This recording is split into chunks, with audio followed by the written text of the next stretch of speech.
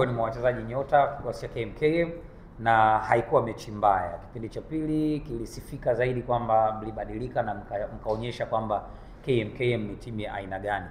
Kuelekea mchezo huu wa kesho tarehe 24 saa 11 jioni Azam Complex Chamazi dhidi ya Azam FC, unadhani itakuwa ni mechi ya aina gani, na kama wachezaji pengine mmejiandaa vipi? Hii sasa shika mwenyewe namna hiyo. Jimwage. Cha kwanza namshukuru Mwenyezi Mungu kwa kuwa sawa mpaka wakati huu. Pia cha pili tunaweza kusema kwamba wachezaji karibu asilimia wachezaji 80 au 90 ni wazima, tuko sawa kwa ajili ya huo mchezo.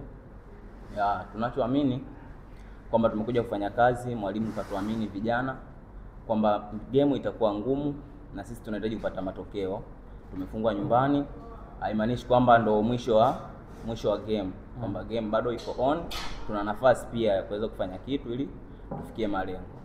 Kwa hiyo game itakuwa nzuri, sisi tumejipanga kupata matokeo hivyo. Haya, kuna swali?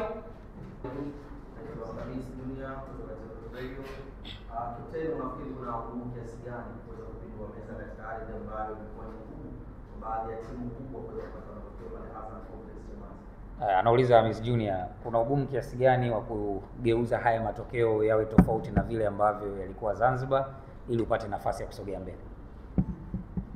Ugumu upo kwa sababu Azam ni timu kubwa kama tulivyokuwa tumesema, lakini sisi tunaamini kwenye mpira kila kitu kinawezekana.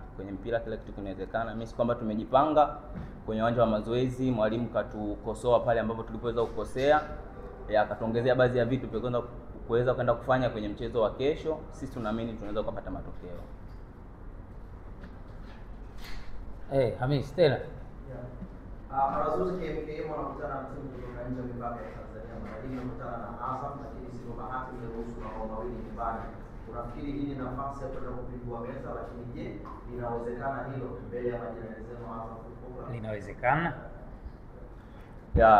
Linawezekana kwa sababu mpira wa miguu ni mchezo wa makosa. Tunaamini tumefungwa nyumbani kwamba tunaweza tukawafunga na Azam pia kwao. Haimaanishi kwamba kama tumepoteza nyumbani basi na Chamazi tunaweza tukapoteza. Sio hivyo. Mpira unaweza kufungwa nyumbani ukashinda ugenini. Sisi tunaamini tunapata matokeo. Swali la mwisho. Hamna swali lingine? Bwana, mimi nakutakia kila laheri kwenye mchezo wa kesho. Mwalimu, shukrani sana kwa wakati wako na kila laheri kwenye maandalizi.